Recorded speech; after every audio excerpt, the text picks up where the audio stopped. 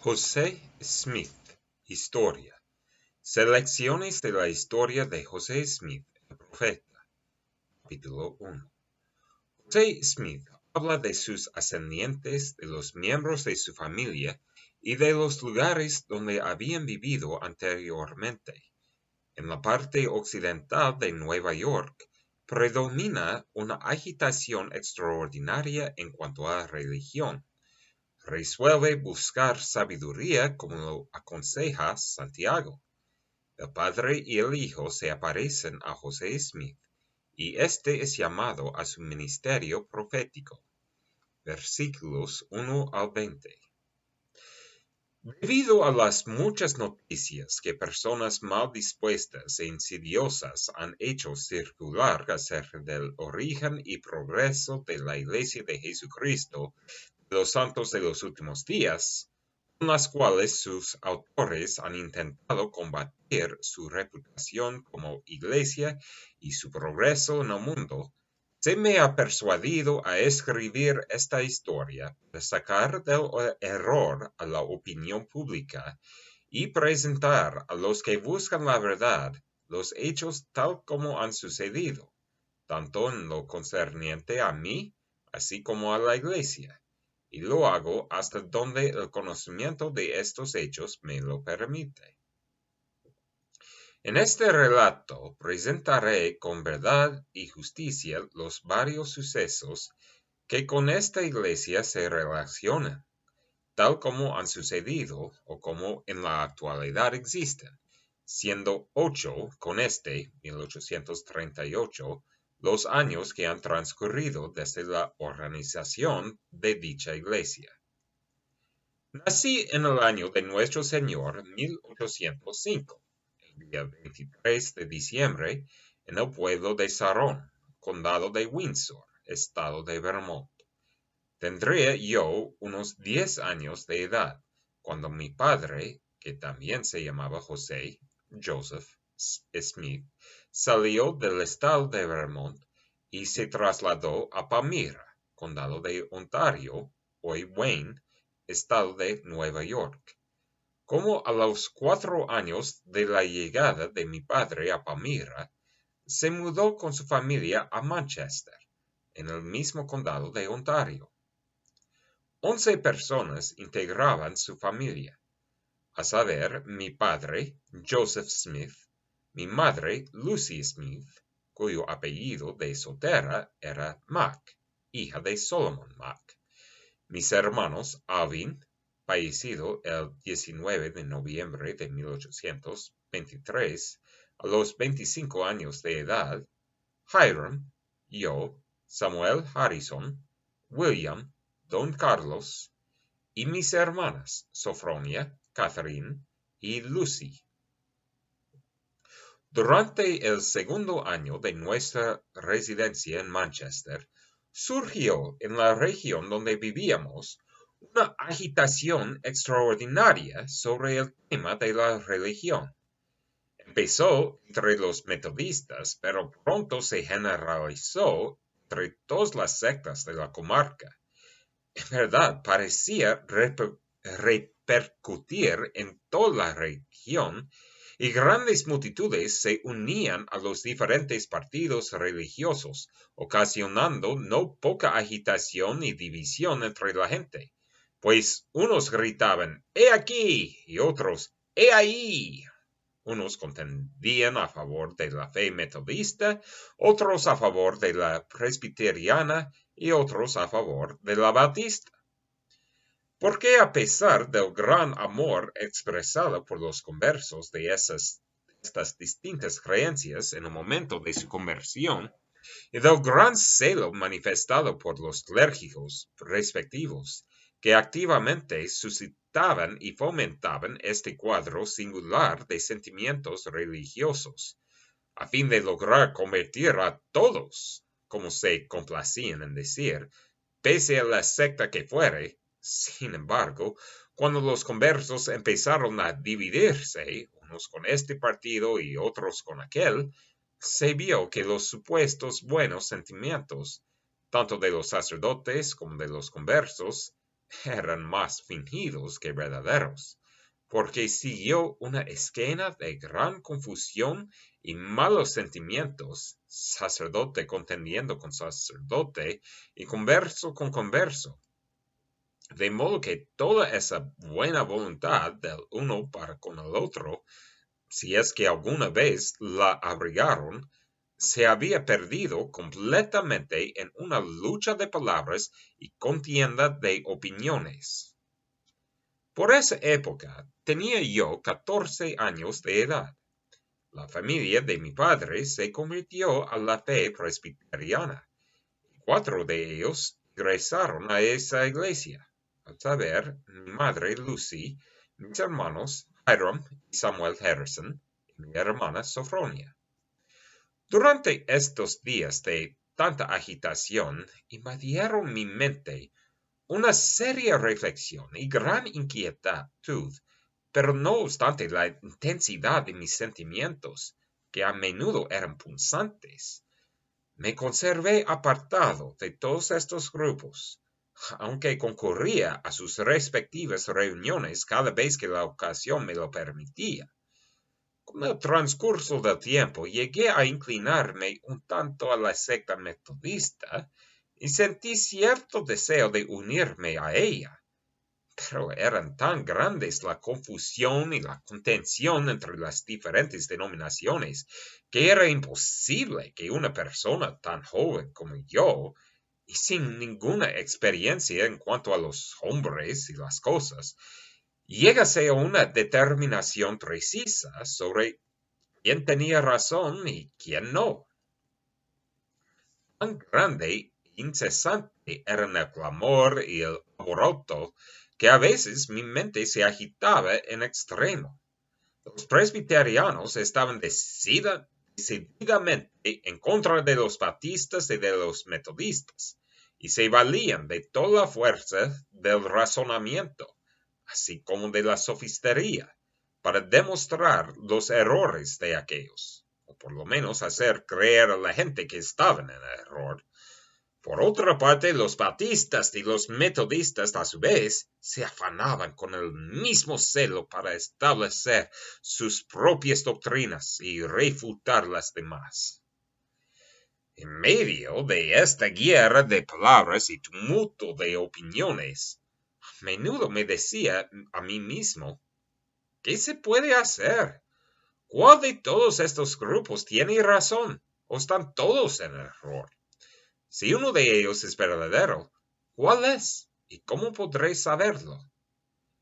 Agobiado bajo el peso de las graves dificultades que provocaban las contiendas de estos grupos religiosos, un día estaba leyendo la Epístola de Santiago, primer capítulo y 5º versículo, que dice: Y si alguno de vosotros tiene falta de sabiduría, pídela a Dios, quien da a todos abundantemente y sin reproche, y le será dada.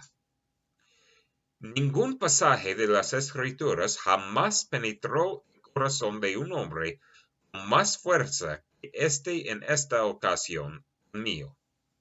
Pareció introducirse con inmenso poder en cada fibra de mi corazón. Lo medité repetidas veces, sabiendo que si alguien necesitaba sabiduría de Dios, esa persona era yo, porque no sabía qué hacer, y a menos que obtuviera mayor conocimiento del que hasta entonces tenía, jamás llegaría a saber. Porque los maestros religiosos de las diferentes sectas entendían los mismos pasajes de las Escrituras de un modo tan distinto que destruían toda esperanza de resolver el problema recurriendo a la Biblia.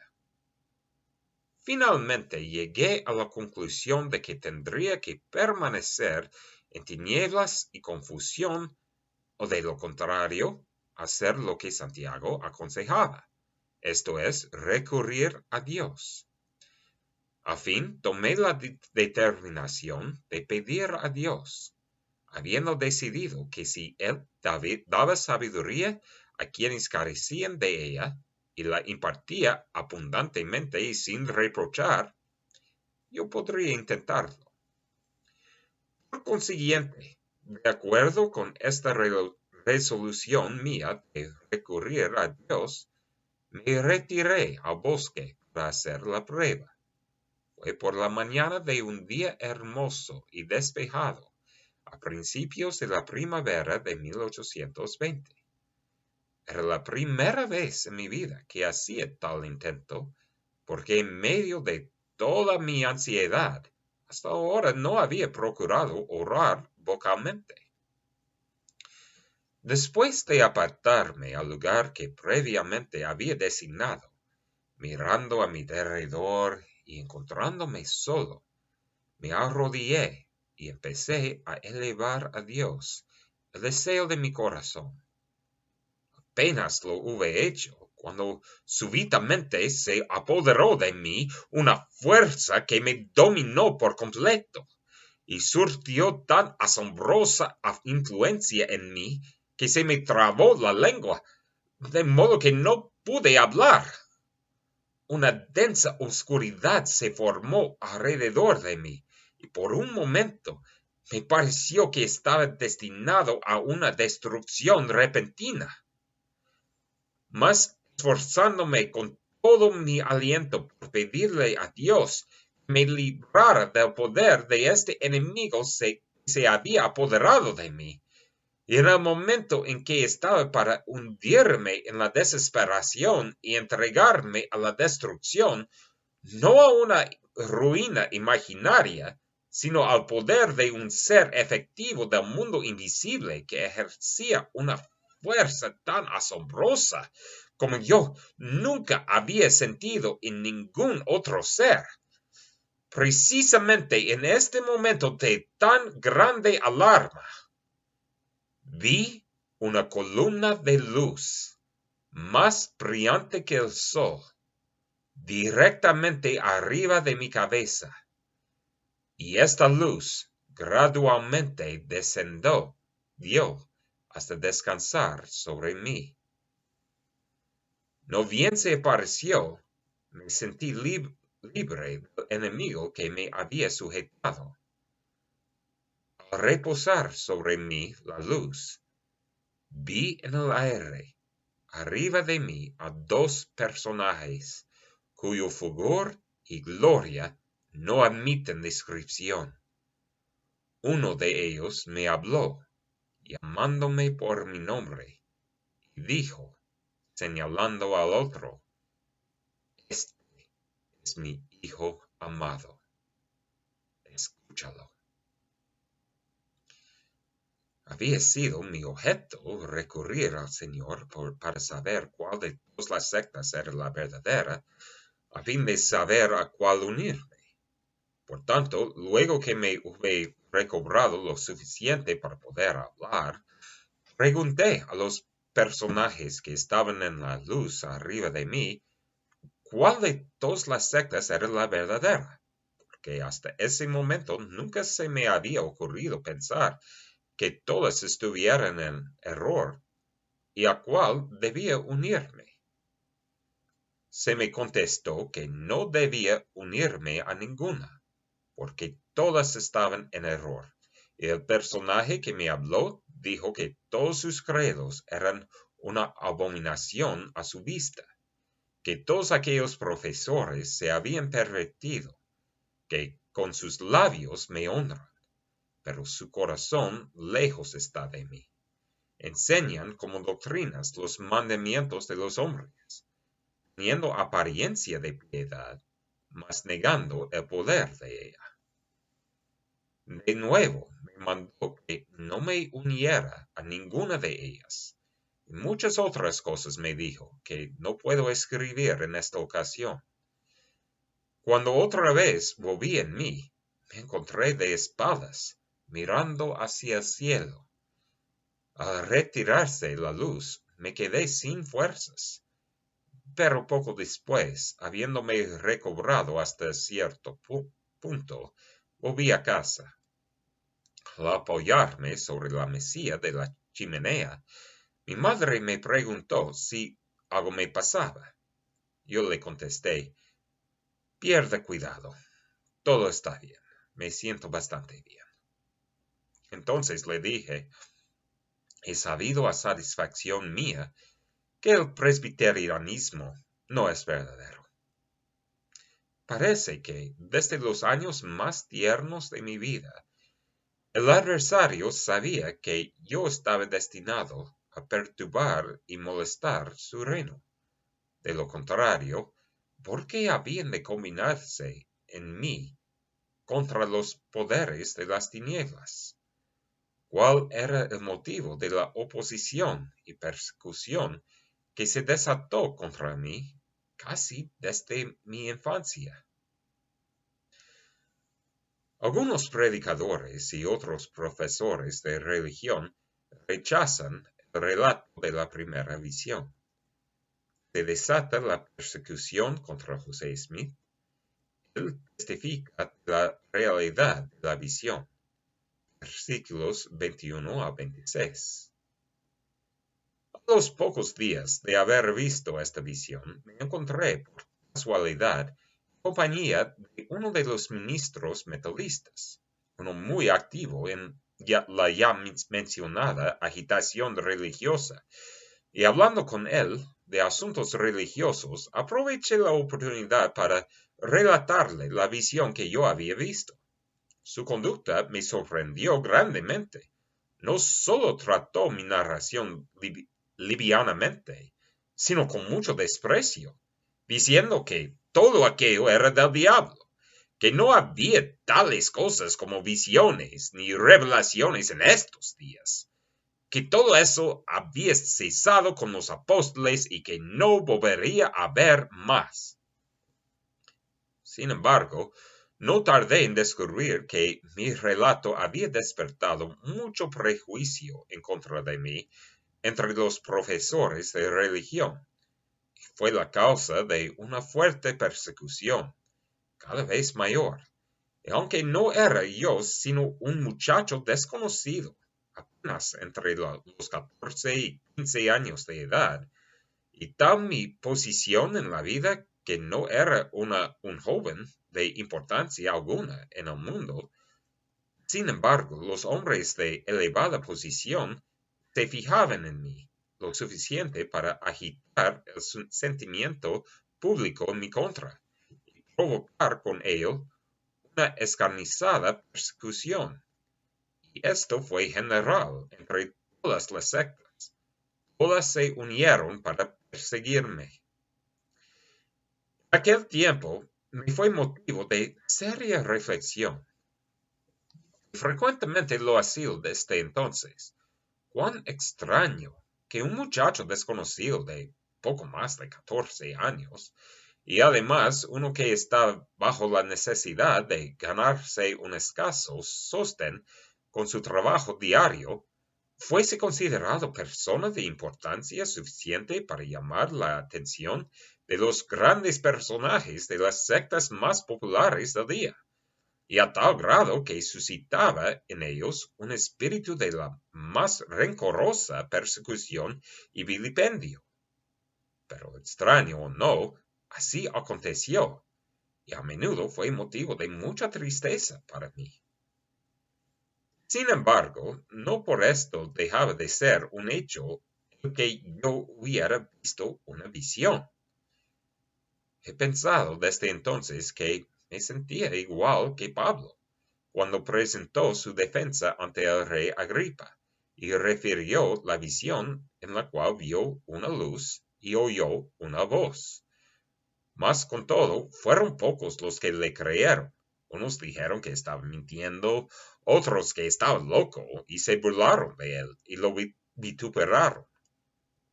Pero nada de esto destruyó la realidad de su visión. Había visto una visión y él lo sabía. Y toda la persecución debajo del cielo no iba a cambiar ese hecho. Y aunque lo persiguieron hasta la muerte, aún así sabía y sabría hasta su último aliento que había visto una luz, así como oído una voz que le habló, y el mundo entero no pudo hacerlo pensar ni creer lo contrario. Así era conmigo. Yo efectivamente había visto una luz. En medio de la luz vi a dos personajes, los cuales en realidad me hablaron. Y aunque se me odiaba y perseguía por decir que había visto una visión, no obstante, era cierto. Y mientras me perseguían y me vilipendiaban y decían falsamente toda clase de mal en contra de mí por afirmarlo, yo pensaba en mi corazón, ¿por qué me persiguen por decir la verdad? En realidad he visto una visión, ¿y quién soy yo para oponerme a Dios? ¿O por qué piensa el mundo hacerme negar lo que realmente he visto? Porque había visto una visión. Yo lo sabía, y sabía que Dios lo sabía, y no podía negarlo, ni osaría hacerlo. Por lo menos sabía que haciéndolo ofendería a Dios y caería bajo condenación. Mi mente ya está satisfecha en lo que concernía al mundo sectario. Mi deber era no unirme a ninguno de ellos, sino permanecer como estaba hasta que se me dieran más instrucciones. Había descubierto que el testimonio de Santiago era cierto, que si el hombre carece de sabiduría, puede pedirla a Dios y obtenerla sin reproche. Moroni se aparece a José Smith. El nombre de José se tomará para bien y para mal entre todas las naciones. Moroni le habla del libro de Mormón, de los juicios venideros del Señor, y cita muchos pasajes de las Escrituras. Se le revela el lugar donde estaban escondidas las planchas de oro. Moroni continúa instruyendo al profeta. Versículos 27 a 54.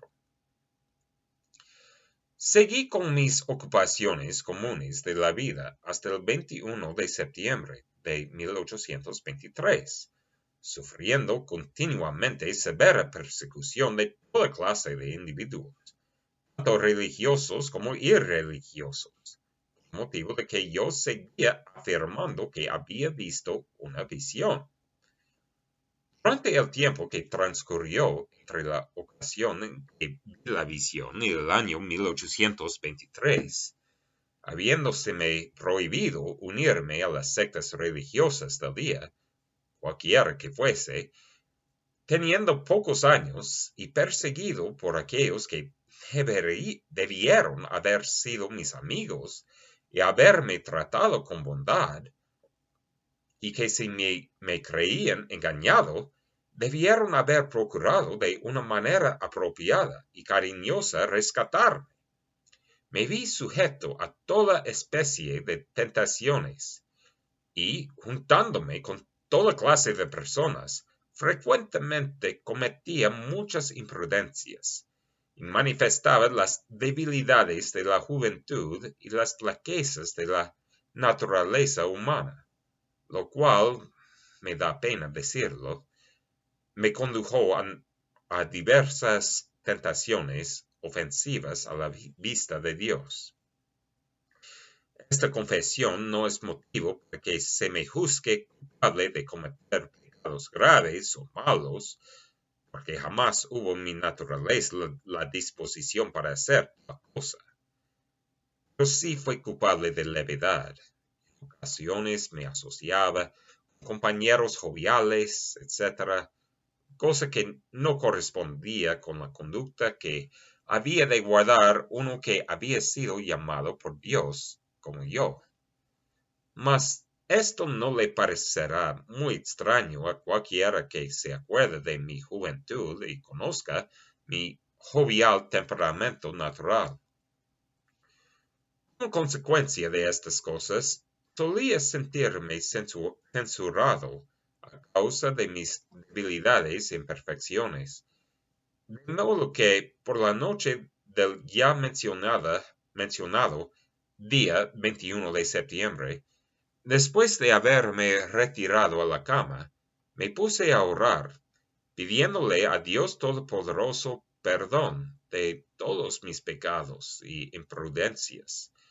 También una manifestación para saber de mi condición y posición ante Él, porque tenía la más absoluta confianza de obtener una manifestación divina, como previamente la había tenido.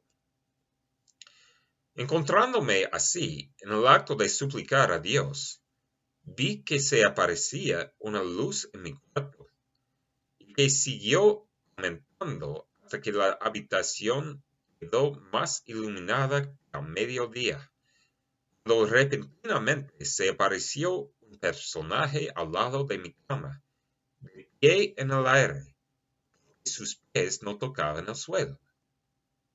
Llevaba puesta una túnica suelta de una blancura exquisita. Era una blancura que excedía a cuanta cosa terrenal jamás había visto yo, y no creo que exista objeto alguno en el mundo que puede presentar tan extraordinario brillo y blancura. Sus manos estaban desnudas, también sus brazos, un poco más arriba de las muñecas, y de igual manera sus pies, así como sus piernas, un poco más arriba de los tobillos. También tenía descubiertos la cabeza y el cuello, y pude darme cuenta de que no llevaba puesta más ropa que esta túnica, porque estaba abierta de tal manera que podía verle el pecho. No solo tenía su túnica esta blancura singular, sino que toda su persona era gloriosa, más de lo que se puede describir, y su faz era como un vivo relámpago. El cuarto estaba sumamente iluminado, pero no con la brillantez que había en torno de su persona. Cuando lo vi por primera vez, tuve miedo, mas el temor pronto se apartó de mí. Me llamó por mi nombre y me dijo que era un mensajero enviado de la presencia de Dios y que se llamaba Moroni, que Dios tenía una obra para mí y que entre todas las naciones, tribus y lenguas se tomaría mi nombre para bien y para mal, o sea, que se iba a hablar bien y mal de mí entre todo pueblo. Dijo que se hallaba depositado un libro escrito sobre planchas de oro, el cual daba una relación de los antiguos habitantes de este continente, así como del origen de su procedencia. También declaró que en él se encerraba la plenitud del Evangelio eterno, cual el Salvador lo había comunicado a los antiguos habitantes. Asimismo, y junto con las planchas estaban depositadas dos piedras en arros de plata, las cuales, aseguradas a un pectoral, formaban lo que se llamaba el Urim y Tumim, que la posesión y uso de estas piedras era lo que constituía a los videntes en los días antiguos o anteriores, y que Dios las había preparado para la traducción del libro. Después de decirme estas cosas, empezó a citar las profecías del Antiguo Testamento. Primero citó parte del tercer capítulo de Malaquías, y también el cuarto y último capítulo de la misma profecía, aunque variando un poco de la forma en que se halla en nuestra Biblia. En lugar de citar el primer versículo, cual se halla en nuestros libros, lo hizo de esta manera. Porque he aquí, viene el día que arderá como un horno, y todos los soberbios, sí, todos los que obran inicuamente, arderán como rastrojo, porque los que vienen los quemarán. dice el Señor de los ejércitos, de modo que no les dejará ni raíz ni rama. Entonces citó el quinto versículo en esta forma. He aquí, yo os revelaré el sacerdocio por medio de Elías el profeta, antes de la venida del grande y terrible día del Señor. También expresó el siguiente versículo de otro modo. Y él plantará en el corazón de los hijos las promesas hechas a los padres, y el corazón de los hijos se volverá a sus padres. De no ser así, toda la tierra sería totalmente asolada a su venida. Aparte de esto, citó el 10º capítulo de Isaías, diciendo que estaba por cumplirse, y también los versículos 22 y 23 del tercer capítulo de los Hechos, tal como se hallan en nuestro Nuevo Testamento.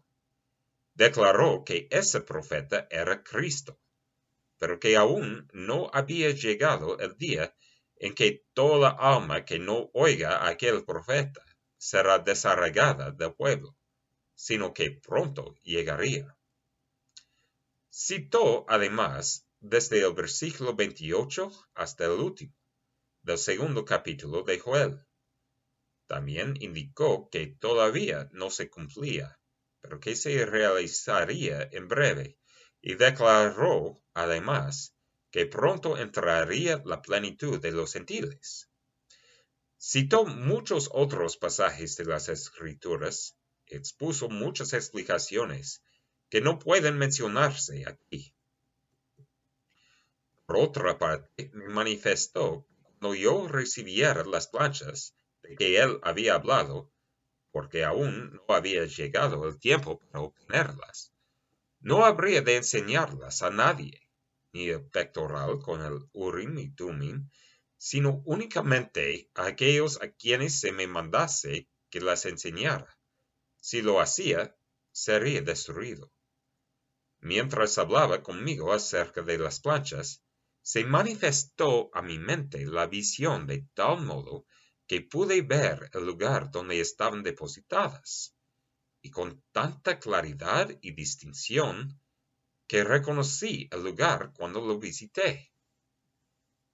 Después de esta comunicación, vi que la luz en el cuarto empezaba a juntarse en derredor del personaje que me había estado hablando, y así continuó hasta que el cuarto una vez más quedó a oscuras, exceptuando alrededor de su persona inmediata, cuando repentinamente vi abrirse algo como un conducto que iba directamente hasta el cielo, y él ascendió hasta desaparecer por completo. El cuarto quedó tal como había estado antes de aparecerse esta luz celestial. Me quedé reflexionando sobre la singularidad de la escena, maravillándome grandemente de lo que me había dicho este mensajero extraordinario, cuando en medio de mi meditación de pronto descubrí que mi cuarto empezaba a iluminarse de nuevo, y en lo que me pareció un instante, el mismo mensajero celestial apareció una vez más al lado de mi cama. Empezó y otra vez me dijo las mismísimas cosas que me había relatado en su primera visita, sin la menor variación, después de lo cual me informó de grandes juicios que vendrían sobre la tierra, con gran desolación causada por el hambre, la espada y las pestilencias, y esos penosos juicios vendrían sobre la tierra en esta generación. Habiéndome referido estas cosas, de nuevo ascendió, como lo había hecho anteriormente. Ya para entonces eran tan profundas las impresiones que se me habían grabado en la mente, que el sueño había huido de mis ojos, y yacía dominado por el asombro de lo que había visto y oído. Pero cuál no sería mi sorpresa al ver de nuevo al mismo mensajero al lado de mi cama y oírlo repasar y repetir las mismas cosas que antes. Y añadió una advertencia, diciéndome que Satanás procuraría tentarme a causa de la situación indigente de la familia de mi padre, a que obtuviera las planchas con el fin de hacerme rico. Esto él me lo prohibió, y dijo que, al obtener las planchas, no debía tener presente más objeto que el de glorificar a Dios, y que ningún otro motivo había de influir en mí sino el de edificar su reino. De lo contrario, no podría obtenerlas. Después de esta tercera visita, de nuevo ascendió al cielo, como antes, y otra vez me quedé meditando en lo extraño de lo que acababa de experimentar, cuando casi inmediatamente después que el mensajero celestial hubo ascendido la tercera vez, cantó el gallo, y vi que estaba amaneciendo. De modo que nuestras conversaciones deben de haber durado toda aquella noche. Poco después me levanté de mi cama y, como de costumbre, fui a desempeñar las faenas necesarias del día, pero al querer trabajar como en otras ocasiones, hallé que se me habían agotado a tal grado las fuerzas que me sentía completamente incapacitado. Mi padre, que estaba trabajando cerca de mí, vio que algo me sucedía y me dijo que me fuera a casa. Partí de allí con la intención de volver a casa, pero al querer cruzar el cerco para salir del campo en que estábamos, se me acabaron completamente las fuerzas. Caí inerte al suelo y por un tiempo no estuve consciente de nada. Lo primero que pude recordar fue una voz que me hablaba, llamándome por mi nombre. Alcé la vista y a la altura de mi cabeza vi al mismo mensajero, rodeado de luz como antes. Entonces me relató otra vez todo lo que me había referido la noche anterior.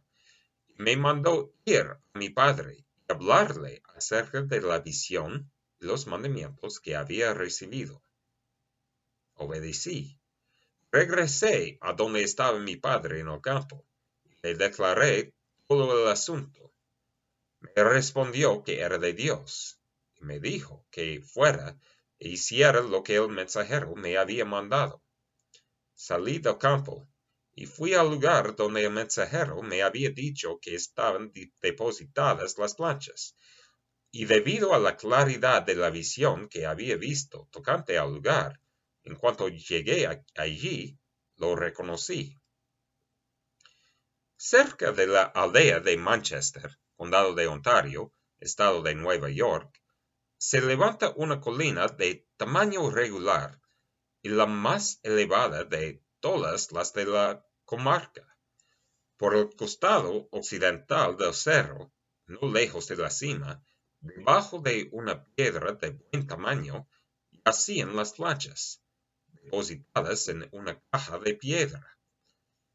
En el centro y por la parte superior, esta piedra era gruesa y redonda, pero más delgada hacia los extremos, de manera que se podía ver la parte céntrica sobre la superficie del suelo, mientras que alrededor de la orilla estaba cubierta de tierra. Habiendo quitado la tierra, conseguí una palanca que logré introducir debajo de la orilla de la piedra, y con un ligero esfuerzo la levanté. Miré dentro de la caja y efectivamente vi allí las planchas, el Urim y Tumim y el pectoral, como lo había dicho el mensajero. La caja en que se hallaban estaba hecha de piedras, colocadas en una especie de cemento.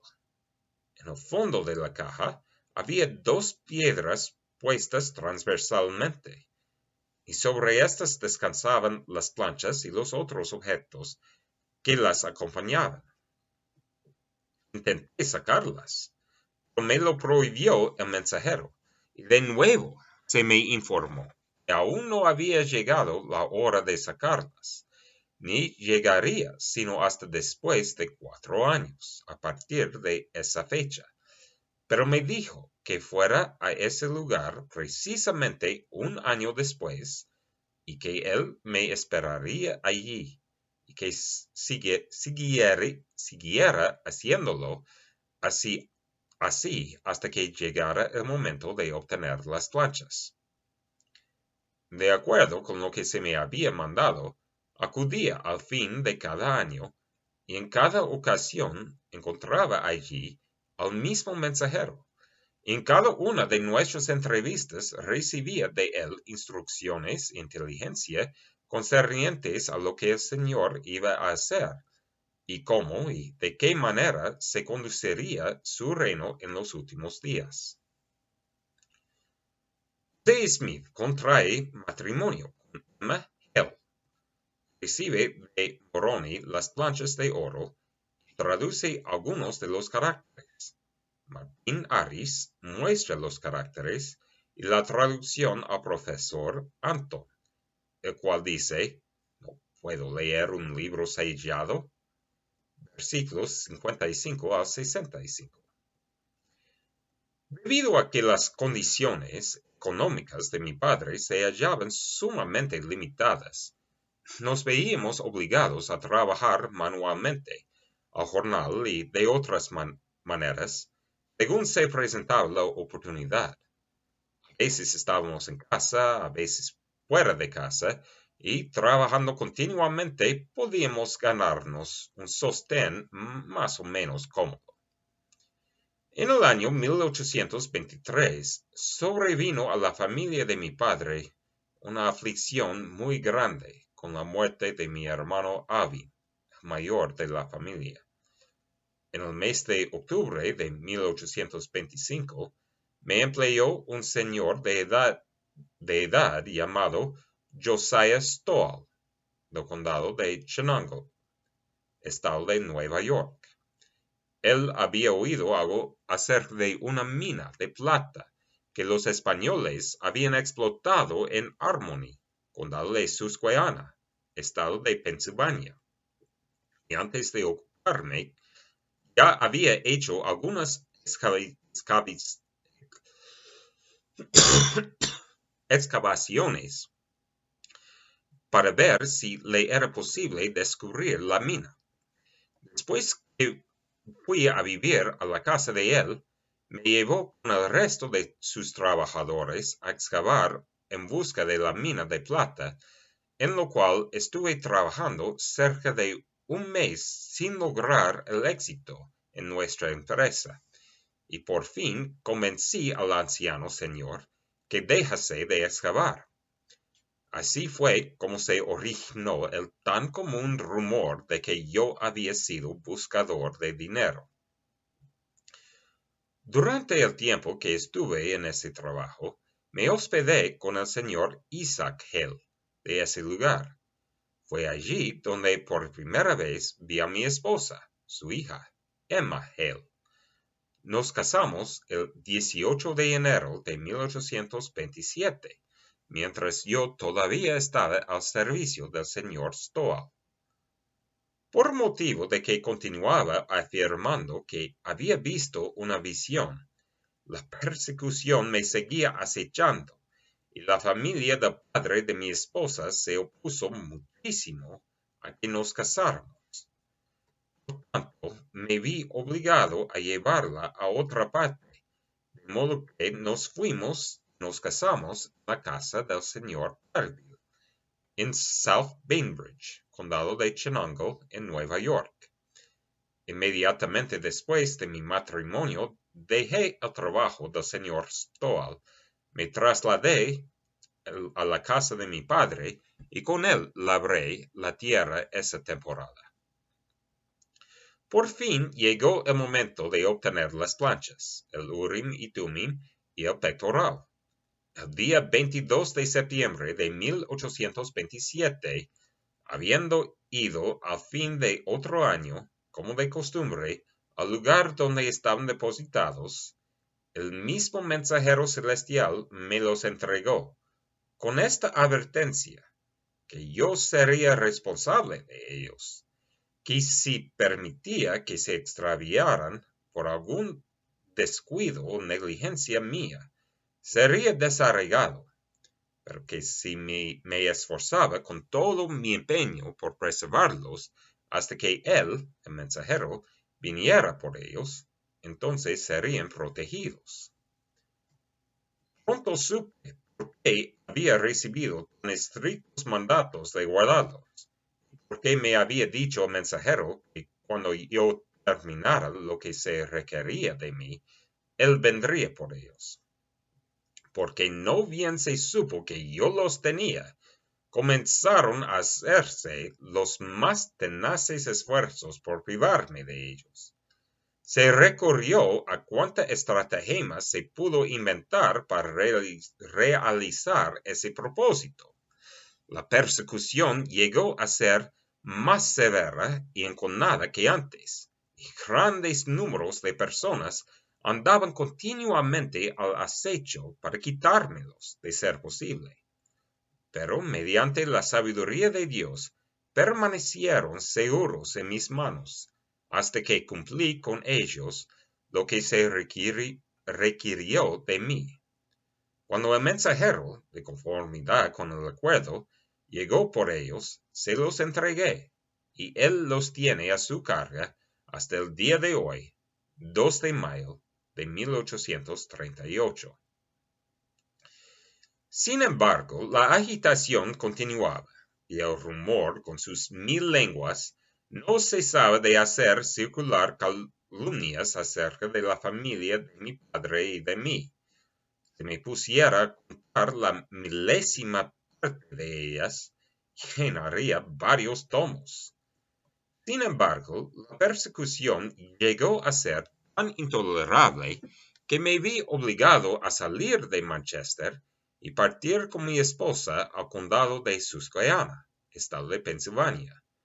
Mientras nos preparábamos para salir, siendo muy pobres, y agobiándonos de tal manera la persecución que no había probabilidad de que se mejorase nuestra situación, en medio de nuestras aflicciones hallamos a un amigo en la persona de un caballero llamado Martín Harris, que vino a nosotros y me dio $50 para ayudarnos a hacer nuestro viaje. El señor Harris era vecino del municipio de Palmyra, condado de Wayne, en el estado de Nueva York, y un agricultor respetable. Mediante esta ayuda tan oportuna, pude llegar a mi destino en Pensilvania. Inmediatamente después de llegar allí, comencé a copiar los caracteres de las planchas. Copié un número considerable de ellos y traduje algunos por medio del Urim y Tumim, obra que efectué entre los meses de diciembre, fecha en que llegué a la casa del padre de mi esposa, y febrero del año siguiente. Este mismo mes de febrero, el antedicho señor Martín Harris vino a nuestra casa, tomó los caracteres que yo había copiado de las planchas y con ellos partió rumbo a la ciudad de Nueva York.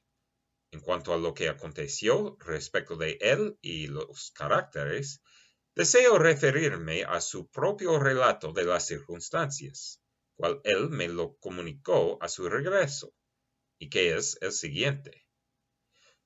Fui a la ciudad de Nueva York y presenté los caracteres que habían sido traducidos, así como su traducción al profesor Charles Anton, célebre caballero por motivo de sus conocimientos literarios. El profesor Anton manifestó que la traducción era correcta y más exacta que cualquiera otra que hasta entonces había visto del idioma egipcio.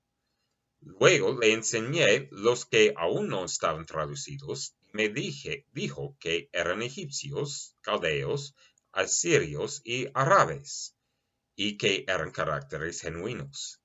Me dio un certificado en el cual hacía constar a los ciudadanos de Palmira que eran auténticos y que la traducción de los que se habían traducido también era exacta. Tomé el certificado, me lo eché en el bolsillo y estaba para salir de la casa cuando el señor Anton me llamó y me preguntó cómo llegó a saber el joven que había planchas de oro en el lugar donde las encontró. Yo le contesté que un ángel de Dios se lo había revelado. Él entonces me dijo, permíteme ver el certificado. De acuerdo con la indicación, lo saqué del bolsillo y se lo entregué. Y él, tomándolo, lo hizo pedazos, diciendo que ya no había tales cosas como la ministración de ángeles, que si yo le llevaba las planchas, él las traduciría. Yo le informé que parte de las planchas estaban selladas y que me era prohibido llevarlas. Entonces me respondió, ¿puedo leer un libro sellado?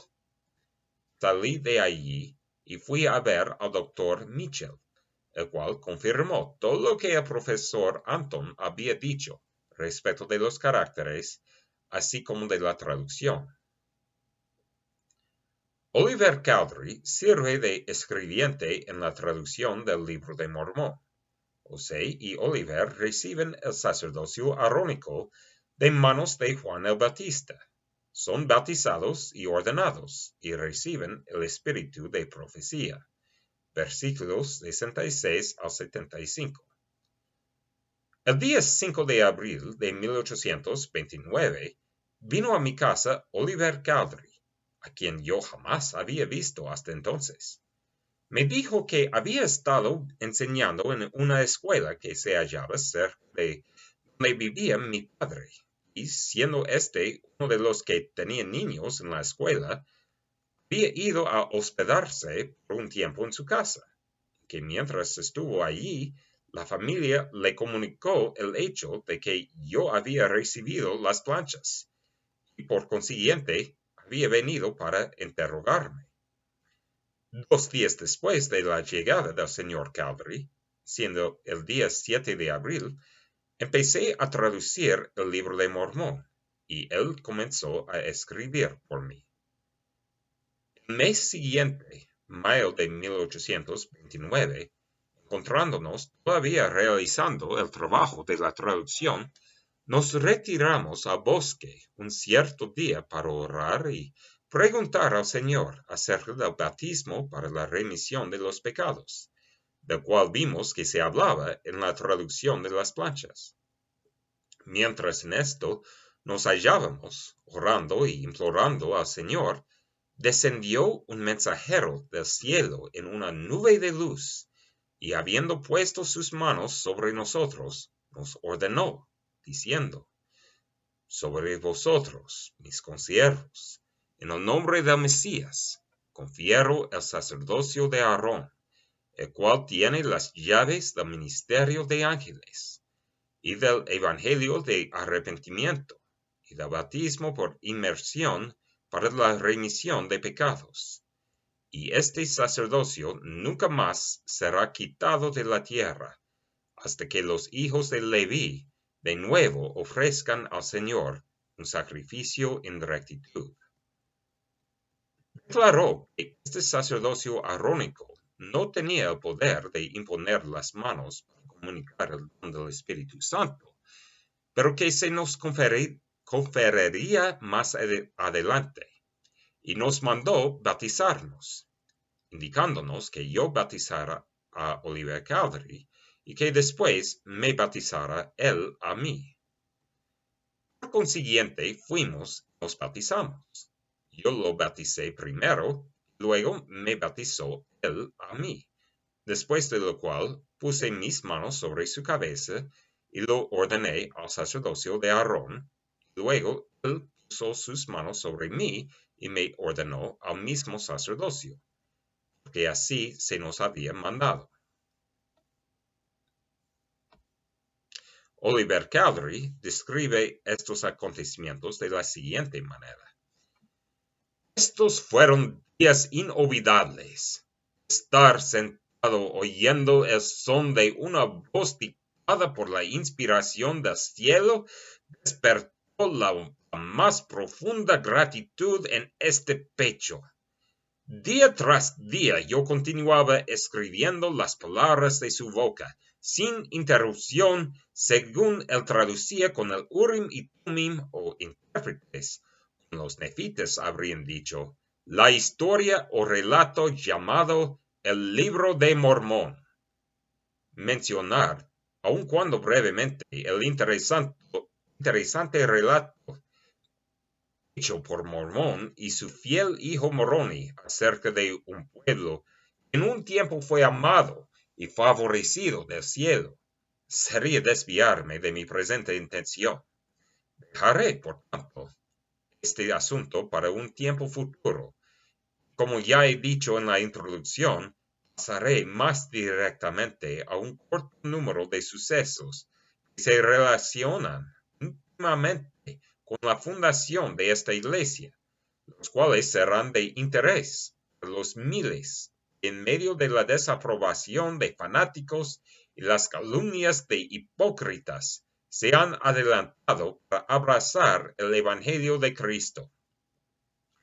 Ningún hombre en su estado sensato podría traducir y escribir las instrucciones que de los labios del Salvador recibieron los nefitas, referentes a la forma precisa en que los hombres deberían edificar su iglesia, y particularmente cuando la corrupción había cubierto de incertidumbre todas las formas y sistemas que se practicaban entre los hombres, sin anhelar el privilegio de mostrar la disposición de su corazón mediante la inmersión en la sepultura líquida, con la aspiración de una buena conciencia hacia Dios por la resurrección de Jesucristo. Después de escribir el relato del ministerio del Salvador entre el resto de la posteridad de Jacob sobre este continente, fue fácil ver, tal como el profeta dijo que sucedería, que las tinieblas cubrieron la tierra y densa oscuridad la mente de los pueblos. Reflexionando un poco más, fue igualmente fácil ver que la gran contienda y clamor en cuanto a la religión, ninguno tenía la autoridad de Dios para administrar las ordenanzas del Evangelio. Pues se podría preguntar, ¿tienen los hombres que niegan las revelaciones la autoridad para obrar en el nombre de Cristo, dado que el testimonio de Jesús no es ni más ni menos que el espíritu de la profecía, y que su religión está basada en revelaciones directas, y por ellas es edificada y sostenida en cualquier época del mundo en que ha tenido un pueblo sobre la tierra? Si se escondieron estas cosas y cuidadosamente las ocultaron hombres cuyos artificios habrían estado en peligro, si se hubiera permitido que estos hechos alumbrasen la faz de los hombres, para nosotros ya no lo estaban, y solamente esperábamos que se diera el mandamiento: levantaos y bautizaos. No tardó mucho este deseo en realizarse. El Señor, grande en misericordia, y siempre dispuesto a contestar la oración constante de los humildes, condescendió a manifestarnos su bondad, después que lo hubimos invocado fervientemente, apartados de las habitaciones de los hombres. Repentinamente, cual si hubiera salido desde el centro de la eternidad, la voz del Redentor nos habló paz, y se partió el velo, y un ángel de Dios descendió, revestido de gloria, y dejó el anhelado mensaje y las llaves del evangelio de arrepentimiento. ¡Qué gozo! ¡Qué admiración! ¡Qué asombro! Mientras el mundo se hacía pedazos confundido, mientras millones buscaban palpando la pared como ciegos, mientras todos los hombres se basaban en la incertidumbre como masa general, nuestros ojos vieron, nuestros oídos oyeron, como en el fulgor del día, sí, más aún, mayor que el resplandor del sol de mayo, en esos momentos bañaba con su brillo la faz de la naturaleza.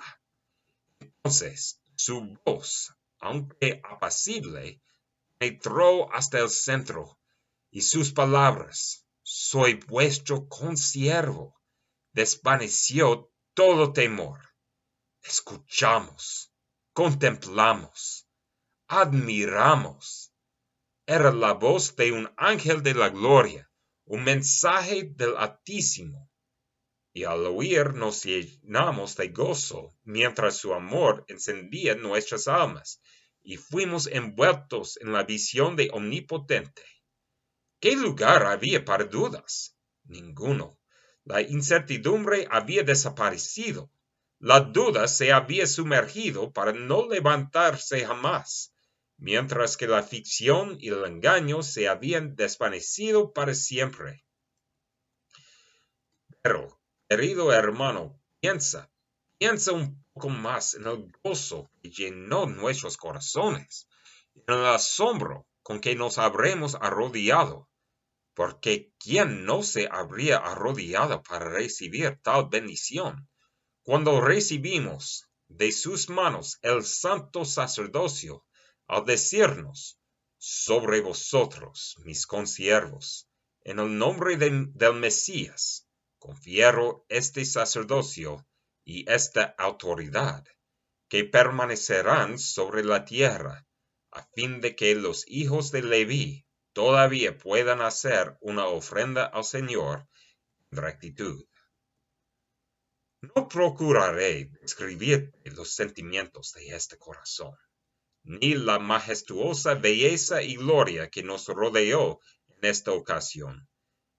Pero sí me has de creer cuando te digo que ni la tierra ni los hombres, con la elocuencia del tiempo, pueden siquiera empezar a adornar el lenguaje de tan interesante y sublime manera como este santo personaje. No, ni tiene esta tierra el poder para comunicar el gozo, conferir la paz o comprender la sabiduría contenida en cada frase declarada por el poder del Espíritu Santo. Los hombres podrán engañar a sus semejantes. Las decepciones podrán venir una tras otra, y los hijos del inicuo podrán tener el poder para seducir a los incautos e ignorantes al grado de que las multitudes solo vivan de la ficción y el fruto de la falsedad arrastre en su corriente a los frívolos hasta la tumba. Pero un toque del dedo de su amor, sí, un rayo de gloria del mundo celestial o una palabra de la boca del Salvador desde el seno de la eternidad, lo reduce todo a una insignificancia y lo borra para siempre de la mente. La seguridad de que nos hallábamos en presencia de un ángel, la certeza de que oímos la voz de Jesús y la verdad inmaculada que emanaba de un personaje puro, dictada por la voluntad de Dios, es para mí indescriptible, y para siempre estimaré esta expresión de la bondad del Salvador con asombro y gratitud mientras se me permita permanecer sobre esta tierra. Y en esas mansiones donde la perfección mora y el pecado nunca llega, espero adorar en aquel día que jamás cesará. Messenger and Advocate, tomo 1, octubre de 1834, páginas 14 a 16. El mensajero que en esta ocasión nos visitó y nos confirió este sacerdocio, dijo que se llamaba Juan, el mismo que es conocido como Juan el Bautista en el Nuevo Testamento, y que obraba bajo la dirección de Pedro, Santiago y Juan, quienes poseían las llaves del sacerdocio de Melquisedec, sacerdocio que no sería conferido, dijo él, en el momento oportuno, y que yo sería llamado el primer elde de la iglesia, y él, Oliver Cowdery, el segundo. Fue el día 15 de mayo de 1829, cuando este mensajero nos ordenó y nos bautizamos. Inmediatamente después de salir del agua, tras haber sido bautizados, sentimos grandes y gloriosas bendiciones de nuestro Padre Celestial. No bien hube bautizado a Oliver Cowdery cuando el Espíritu Santo descendió sobre él, y se puso de pie y profetizó muchas cosas que habían de acontecer en breve. Igualmente, en cuanto él me hubo bautizado, recibí también el espíritu de profecía, y poniéndome de pie, profeticé concerniente al desarrollo de esta iglesia, y muchas otras cosas que se relacionaban con ella, y con esta generación de los hijos de los hombres. Fuimos llenos del Espíritu Santo, y nos regocijamos en el Dios de nuestra salvación. Encontrándose ahora iluminadas nuestras mentes, empezamos a comprender las Escrituras, y nos fue revelado el verdadero significado e intención de sus pasajes más misteriosos, de una manera que hasta entonces no habíamos logrado, ni siquiera pensado. Mientras tanto, nos vimos obligados a guardar en secreto las circunstancias relativas al haber recibido el sacerdocio y el habernos bautizado, por motivo del espíritu de persecución que ya se había manifestado en la región. Cuando en cuando habían amenazado copiarnos, y esto por parte de los profesores de religión.